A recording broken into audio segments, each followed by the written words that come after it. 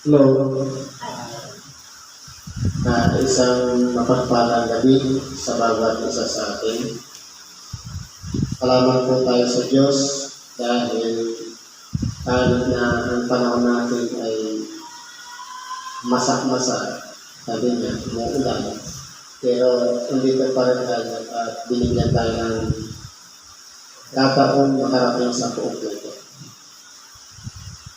Ang bibigyan ko po ng buhay yung sa unang sulat sa Apostol Pablo in San Timoteo sa Kapitulo 6, versikulo 11 hanggang 16.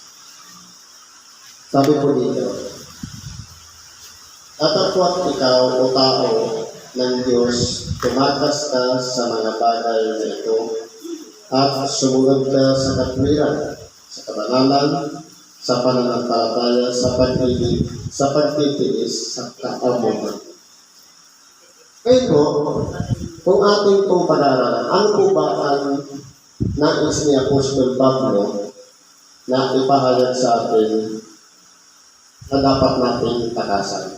Sabi po sa 10, "Kapag ang pag-ibig sa salapi ay ugat ng lahat ng uri ng kasalanan." Ang salapi, yan po ay pangangailangan ng tao. Ito po ang ginagamit natin pagbili ng mga pangangailangan, pagkain, damit,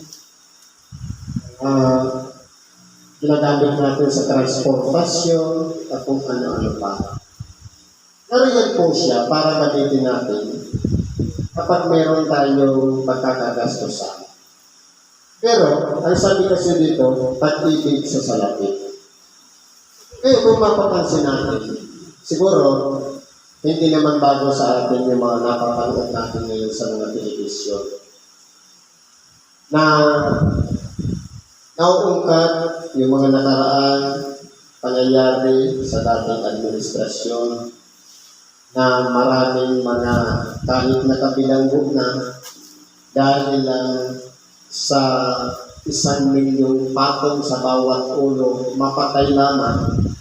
Pag-ibig sa salapi, nagagawa po nila pumatay muli kahit na sila'y nakabilanggo na.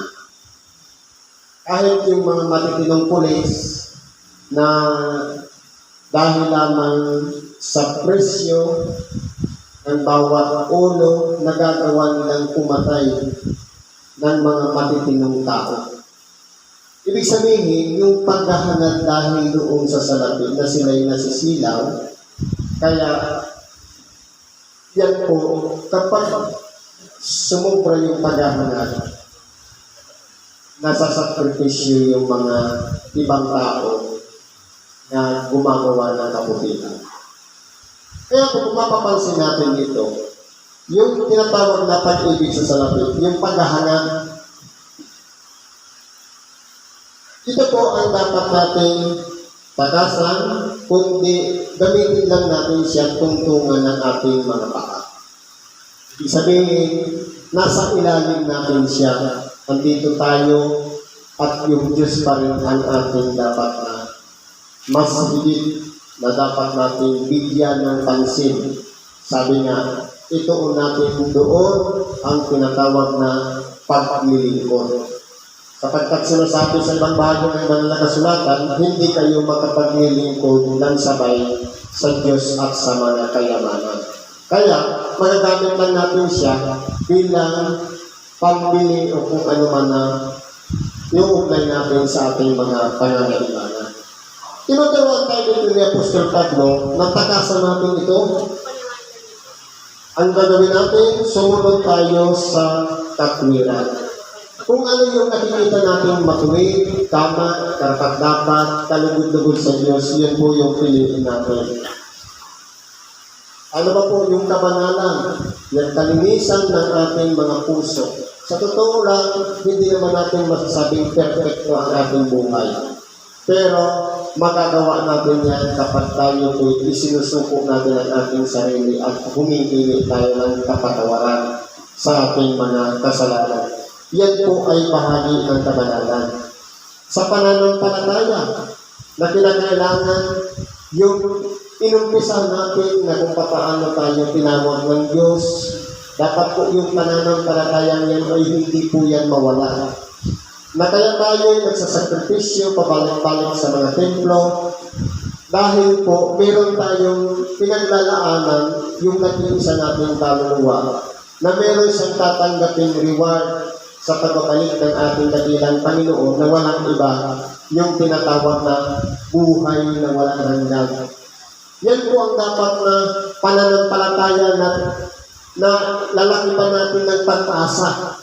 Na alam natin, tayo po ay may kahinaan, marupok, pero kung atin pong sinasampalatayanan ang Diyos na walang iba siyang magbibigay nito sa ating mga hinihingi sa Kanya na walang iba, ang matamo natin sa pagbabalik niya, yung pangako niya na buhay na walang hanggan, yan po ang dapat natin sampalatayanan. Ang sampalatayanan natin ang nag-iisang Diyos sa makatuwid, ganun din ang kanyang bugtong na anak na si Kristo na nag-alay ng kanyang buhay, alang-alang sa bawat isa sa atin. Ano ba po? Sa pag-ibig na dapat po maging totoo tayo sa ating kapwa. Ano bang bagay? Kung mababasa natin sa Korinto, napakaraming mga kahulugan ng pag-ibig. Ibig sabihin, yun po ay magiging bunga kapag naramdaman natin sa ating mga sarili na sabi nga, hanapin muna ninyo ang kanyang kaharian at ang kanyang katwiran at ang lahat ng bagay ay idaragdag sa iyo.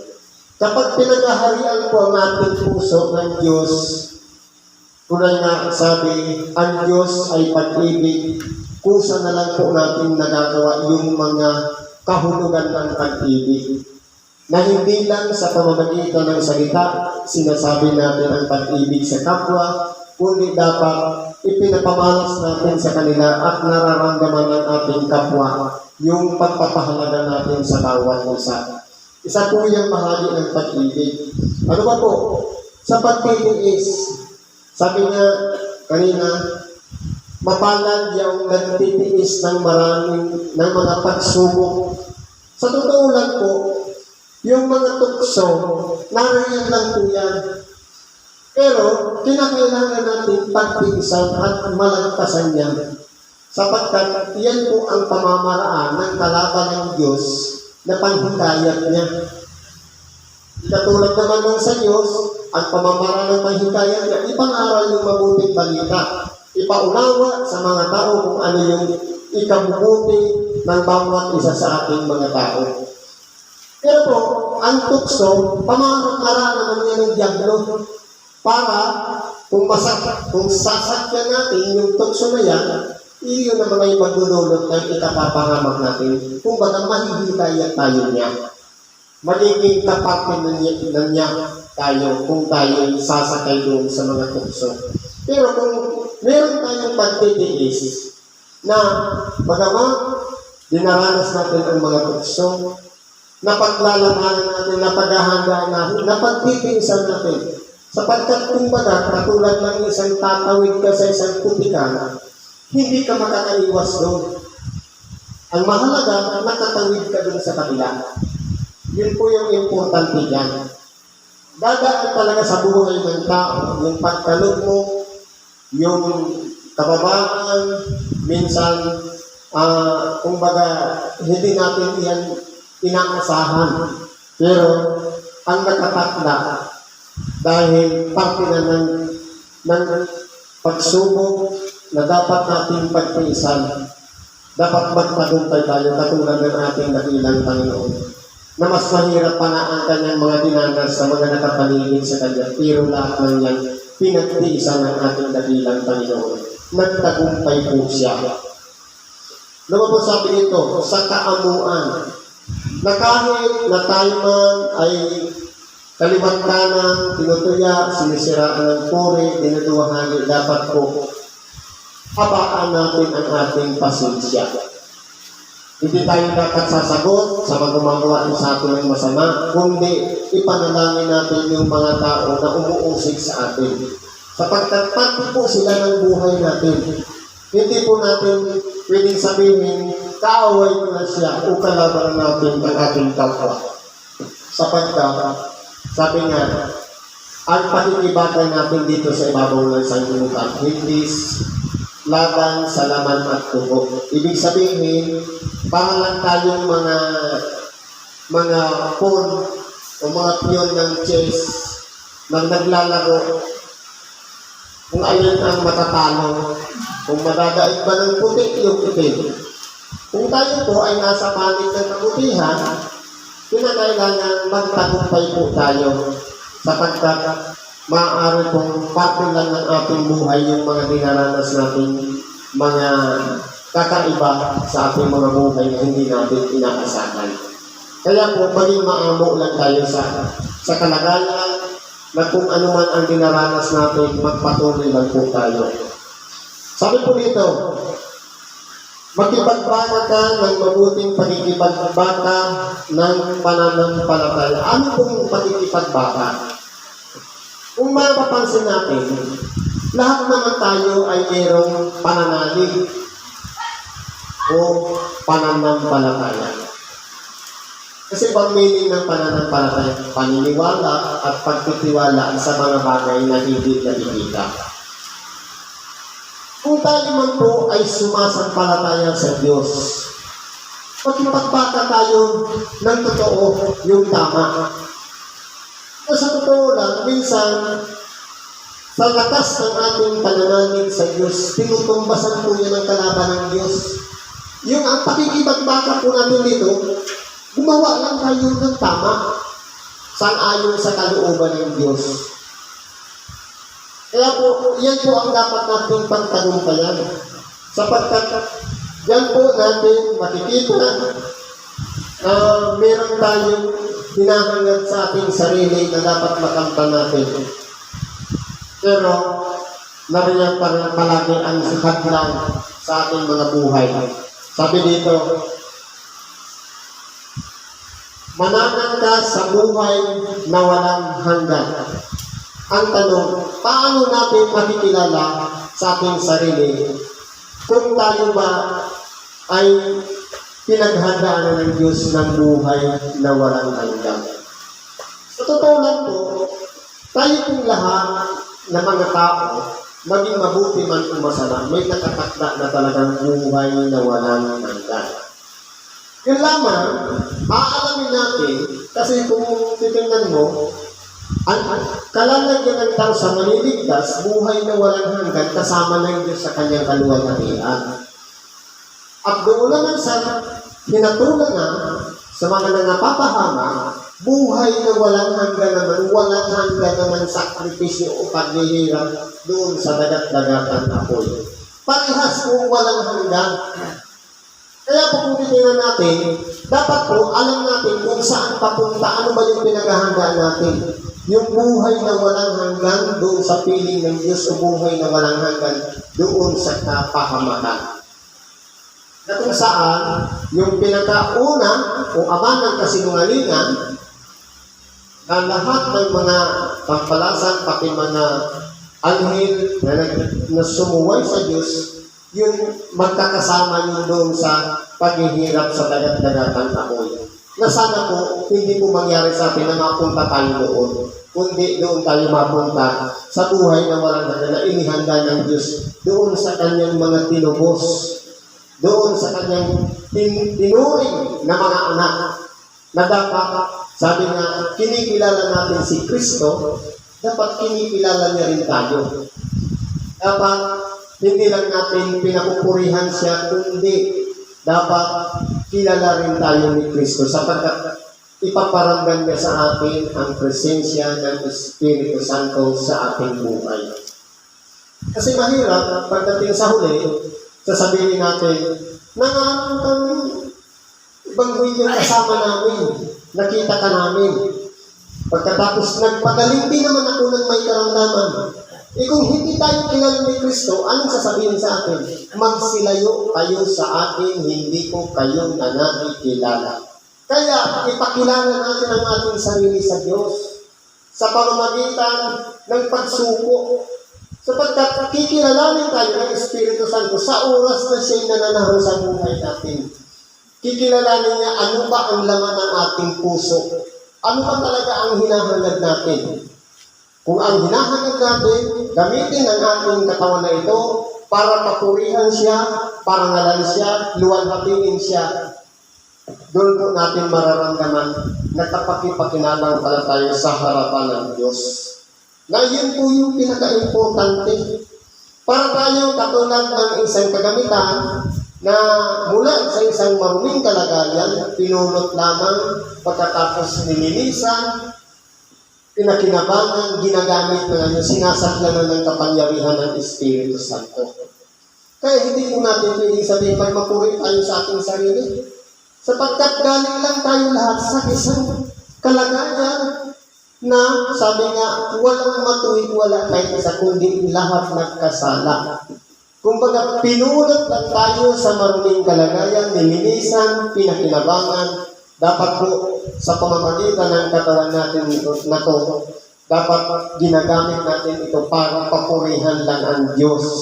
Hindi para sumikat, hindi para magmalaki, kundi lahat ng kapurihan ay ibinabalik natin sa Diyos. Yun po yung mahalaga doon. Kaya po, kung titingnan natin, tayo pong mga tao, may nakatakda talaga na buhay na walang hanggan sa bawat isa. Sabi nito, manangan ka sa buhay na walang hanggan, na dito'y tinawag ka. Kaya po, yung pananatili o panangan, ibig sabihin yung pagiging consistent sa pananampalatayang yan, patungkol dun sa buhay na walang hanggan, dapat po manatili tayo. Kaya nga sinasabing manangan, maging permanente. Sabi nito, at ipahayag mo ang mabuting pagpapahayag sa harapan ng maraming mga saksi. Sa totoo lang, nung tinanggap natin ang, hindi pa ganun tinawag tayo, iba-ibang paraan. May tinawag galing sa karamdaman, may tinawag dahil sa kasama lamang ng may karamdaman, o dahil na nakinig lamang ng Ebanghelyo, binago ang ating sarili. Doon po tayo tinawag. Sa gitna ng maraming mga saksi, nagpahayag tayo. Sabi, hanggang kailan mo patitindigin ang bandilan ni Kristo? Lahat, maraming nakarinig, isa lang ang sagot, hanggang may buhay. Kaya po, kung yun ang ipinapahayag natin, magpakatotoo po tayo sa pahayag natin. Sabi nito, ang mabuting pagpapahayag sa harapan ng maraming mga saksi. Na yung mga nakapaligid sa ating kung paano nila napakinggan na tayo'y nanumpa, na tayo'y maglilingkod habang may buhay. Yun po yung mga saksing nakapaligid sa atin, yung mga naunang kapatiran na nakakita ng ating pagsampalataya at pagsunod sa kalooban ng Diyos. Sabi po rito, pinagbibiling ko sa iyo sa paningin ng Diyos na bumubuhay sa lahat ng mga bagay at ni Kristo Jesus na sa harapan ni Poncio Pilato ay sumaksi ng mabuting pagpapahayag. Ngayon po, kung papapansin natin, ang kausap po dito kasi ni Apostol Pablo, si Timoteo, na para na rin tayo ang kinakausap na ikinukunin niya kung paano sa paningin ng Diyos na siyang bumuhay sa ating dakilang Panginoong Kristo. Na siyang nagbibigay ng pagkakataon o tsansa sa bawat isa sa atin.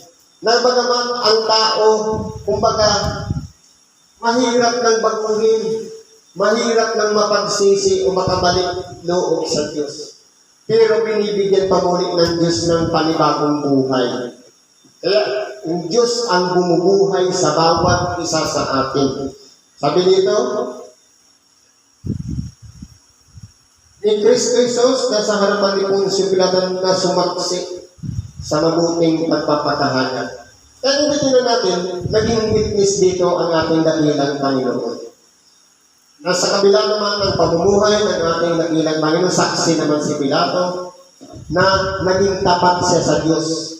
Yun po yung humarang yung ginawa ng ating dakilang Panginoon. Dapat gawin po natin siyang batayan ang ating pamumuhay ng pagsunod. Sapagkat ang ating dakilang Panginoon, kahit alam niya mahirap ang daranasin niya, kahit nasa piling na siya ni Pilato na alam niyang hahatulan siya, ang dulot noon ay ikamamatay niya, pero hindi po siya nagdalawang isip, kundi tinanggap niya ito ng buong puso.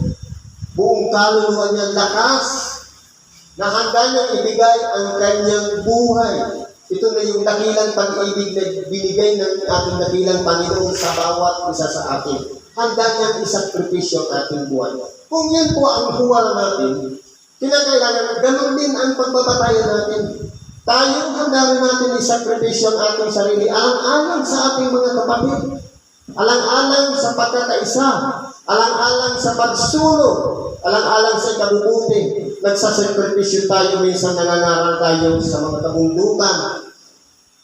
Kapag minsan may mga ahas o kung ano-ano pang mga dinaranas natin, ikinukulong sa mga loob ng mga kuweba na madilim. Pero nagpapatuloy pa rin tayo sa pagpilingkod dahil po sa meron tayong pinapahalagahan na walang iba. Itong kasangkapan na ito, magamit ito ng Diyos para papurihan siya sa pamamagitan ng pagluluwalhati sa kanyang pangalan.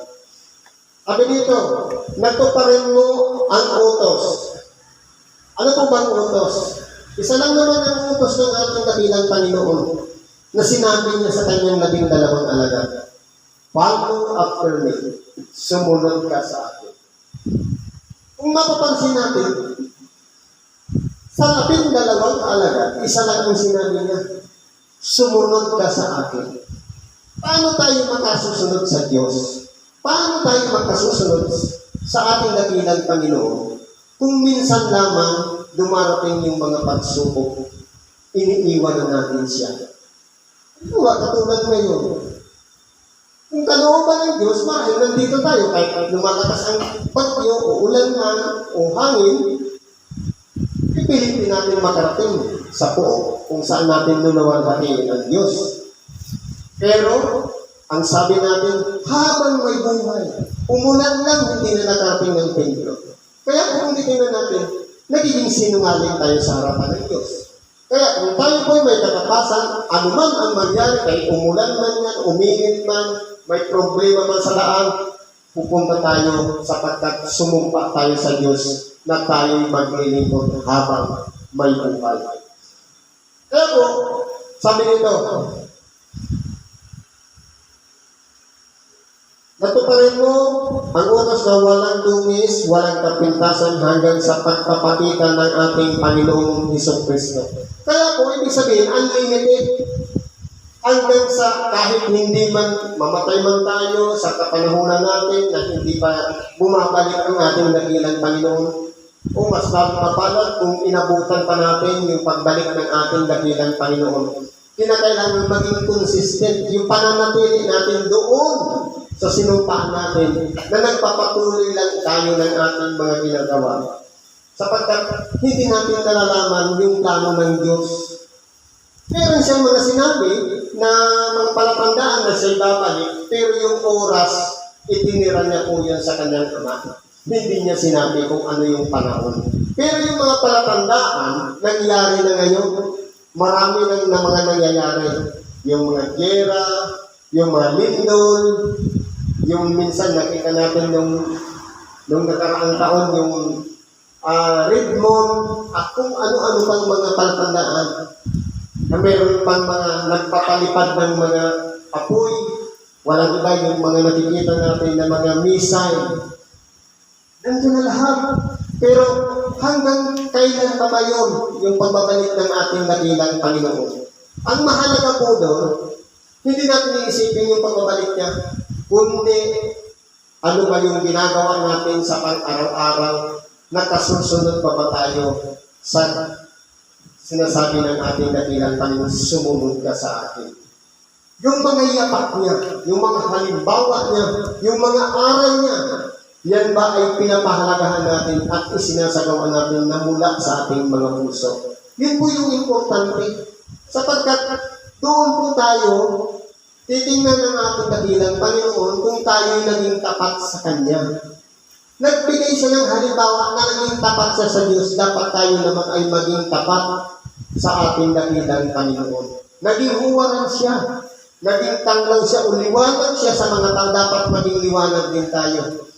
Kung siya man ay dumanas ng mga pagsubok, ng mga tukso, alipusta o kung ano-ano pa mga bagay, alipusta din tayo. Dahil parehas lang yung history na naranasan ng mga lahat ng taong sumusunod sa ating dakilang Panginoon. Kung siya'y nilabat, lilibakin din tayo. Kung siya'y siniraan ng buhay, siya'y sirain din tayo. Kung siya'y pinaratangan may demonyo, paparatangan din tayo nasa ilalim ng demonyo. Ibig sabihin, isa lang po ang nilalakaran natin. Nakasunod talaga tayo sa ating dakilang Panginoon. Nasa kanyang kapanahunan ay ipinahahayag siya na mabalang at tanging makapangyarihang hari ng mga hari at Panginoon ng mga Panginoon. Kaya po, may takdang panahon na ang lahat ng mga tao ay luluwalhati sa Diyos at makikilala natin ang ating dakilang Panginoon na siya'y hari ng mga hari o Panginoon ng mga Panginoon. Sa totoo lang, ano-ano pa mga hari? Ibig sabihin, halimbawa, sa ibang bansa, merong hari, merong presidente, merong naglilid sa bawat bansa. Pero siya pa ang leader ng lahat ng leader. Hari ng mga hari. Panginoon ng mga Panginoon. Boss ng lahat ng boss. Sa totoo, hindi ba napakarami nating mga boss. Sa oras ng pagtatrabaho, yung nagsasahod sa atin, nagbabayad sa atin, na nagsasakripisyo lang tayo ng oras at pagod, sinasahuran tayo, mga amo na natin yan. Pero ang pinaka-amo noon, walang iba ang ating dakilang Panginoon. Sabi dito, na siya lamang ang walang kamatayan, na nananahang sa liwanag na di malapitan, na di nakita ng sino mang tao o makikita man, sumakanya naman ang kapurihan at paghaharing walang hanggan siya naman. Ibig pong sabihin dito, tanging ang ating dakilang Panginoon lamang ang nagkamit nito o nagtagumpay sa mga bagay na ito. Marami pong mga tao ang naghangad din para mangyari ito sa mga naunang mga tao. Pero kahit na si Moises naging tapat sa Diyos, yung pinaaninag na lang sa kanya na lupang pangako, hindi pa siya nakaabot doon. Doon pa lang sa daan, namatay na siya. Pero ang ating dakilang Panginoon, parehas lang naman sila may bitbit na dalang mabuting balita. Parehas sila nagligtas. Pero ang ating dakilang Panginoon, iba po kasi siya. Kasi kasama niya yung Ama na gumagawa sa araw-araw, nagpapadali ng mga karamdaman, tumutulong, lalo-lalo na yung mga nasa mahilang kalooban, pinapangaralan ng mabuting balita, nakakalakad ng mga bilay, yung mga bingi nakakarinig, yung mga bulag nakakakita, pero marami po ang galit sa kanya. Pero sa kabila po, napagtagumpayan niya po yun.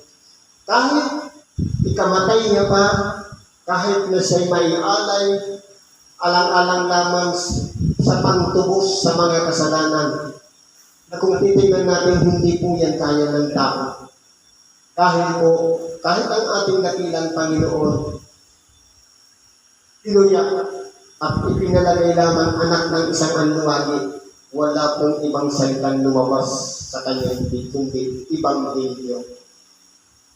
Kapag naparito siya, ipinapahayag niya sa siya na sabi, upang makakita ang mga hindi nakakakita. Ang pagbulag.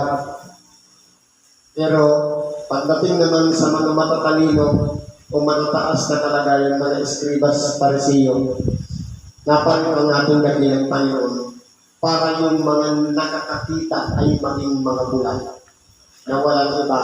Naging bulag po sila sa katotohanan dahil kung nakilala sana nila ang ating dakilang Panginoon sa atin, ising ipinako ang Panginoon ng daluwalhatian. Pero dahil nga ang nakatakda ay nakatakda, kaya po lahat po tayo ay magsisisuko sa ating dakilang Panginoon. Kaya po, habang meron pang pagkakataon, binibigyan pa tayo ng pang-araw-araw na buhay. Magpatuloy lang po tayo at tamuhin natin, targetin natin sa ating sarili yung buhay na walang hanggan sa piling ng ating dakilang Panginoon Jesucristo. Kaya po, sumusunod doon yung ating mga gawa. Ngayon, kung ang ating mga gawa ay hindi sumasang-ayon doon sa kalooban ng pagsunod sa ating dakilang Panginoon, papunta naman tayo doon sa kapahamakan na walang iba, buhay na walang hanggan doon sa paghihirap ng apoy at asupre. Kaya mamimili po tayo yung daang makipot na maraming naglilimita o nagpukontrol o doon sa malapad na daan na walang iba, libre tayong gawin ang lahat. Siyempre, doon tayo sa makipot na kung saan maraming bawal, maraming hindi pwedeng gawin. Dahil lahat ng yan ay mahirap man gawin, pero sa dulo niyan, papunta doon sa buhay na walang hanggan sa piling ng ating dakilang Panginoon Jesucristo. Siguro po, ang ganyan lang ang pagkikibati natin sa oras nito. Salamat po sa Diyos. Nandito tayo sa ika-10 pagpapasalamat para sa taong 2024. Magandang gabi po muli sa ating lahat.